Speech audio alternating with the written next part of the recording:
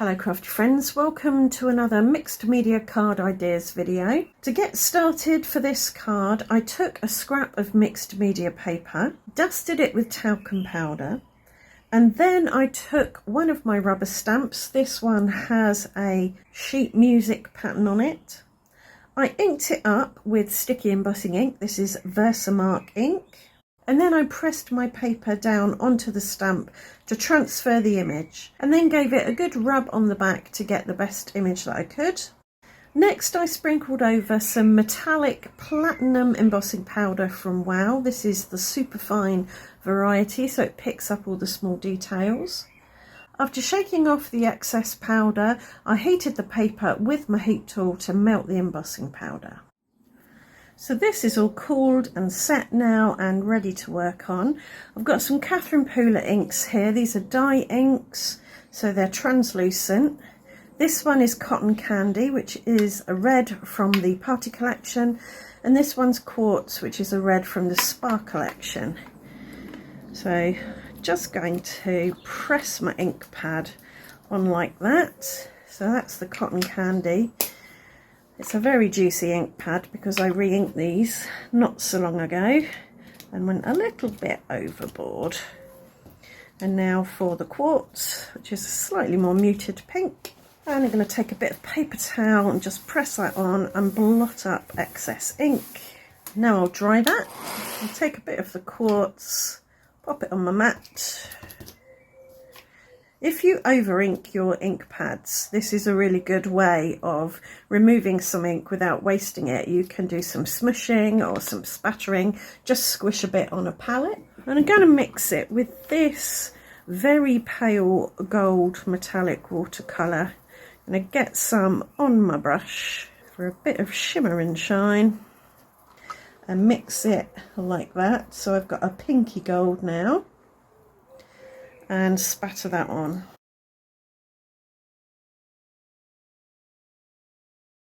And this is just a scrap of card. I can brush this on here because you never know when that's going to come in handy. If I don't use it today, it will just go in my box of backgrounds and bits. And I'll give that another dry. And I'll blot that again just to pick up any wet bits still. I think that's fine now. And now I'm going to die cut the word love out of this as many times as I can. So I managed to get 4. I would have got 5, but the die shifted when I ran it through the machine and cut at a wonky angle. But that's okay because I actually want one that's a different colour. So we have 5 in total, 4 like this and 1 metallic platinum embossed. So I'm going to press this white die cut down onto my sticky embossing ink pad, shake over some metallic platinum embossing powder. This is the regular version, and I'll melt that with my heat tool. I'll put my tweezers in the hole of the O so it doesn't fly away.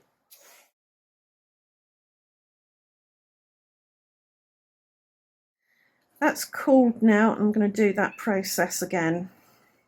So that's looking gorgeous now. Now I'm going to take a piece of smooth white card and run it through my die cutting machine with this cross stitch embossing folder. And I'm going to cut that down so it is just the size of the pattern. So I've added tape runner to the back and I'll mount it on a piece of white card. Same white card as the card blank I'm going to use and the card that I embossed. And I'll give it a border of 1/8 of an inch. That is 3.2 millimeters. So I've trimmed that down to give it a small border. I did aim for 1/8 of an inch, but I managed somehow to go all wonky, so I've cut it down even smaller than that.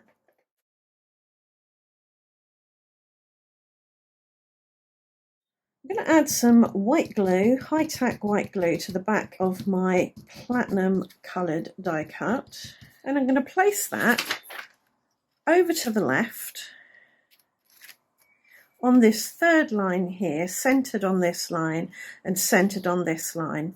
This is one of the sweet spots of the rule of thirds. And before that has a chance to stick completely, I'm going to use my T-square ruler to make sure that's on really straight, and hopefully it lines up with the pattern. Yep, that looks good.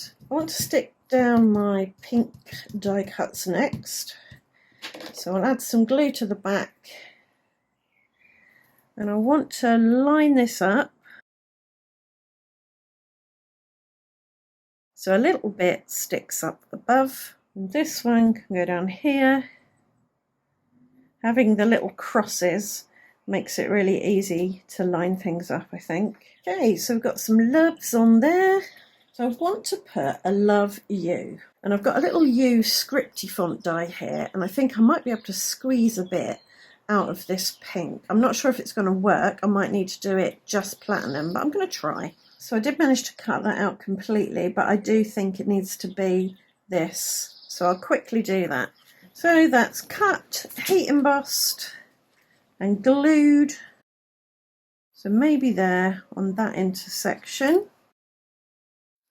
I'm not sure if it needs anything else, but I'm going to go through my trash or treasure box and see if there's anything I could add. Thinking maybe flowers and leaves. There's a surprise. So I've got these blue flowers that were from a previous video. I just have them clustered around, not too bold, like that maybe, with a clustered around the gold one, something like that. I quite like that actually. I think it just needs something else because it's pale. We've got a pale gold, pale pink, or pale platinum, and a pale pink and white, but just adding a nice pop of blue. I'll try and remember to link to the video in which I made these flowers, so check the video description. And I've got a variety of leaves, look like they've all been cut from paper smushed with green inks.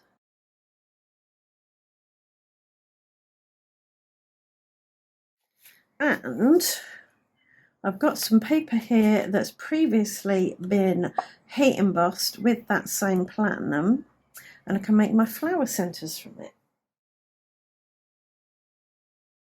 So add a little dot of glue and then pick a suitably sized flower centre, pop that on top, and I'll add some Nouveau Crystal glaze on top of those flower centres, just to give them some dimension and gloss. And there you have one 5x7 card made with that bit of heat embossed scrap paper and a few other bits and bobs. Hope you've enjoyed the video. I hope it's given you a couple of ideas, and I'd love to see you back here very soon for another one.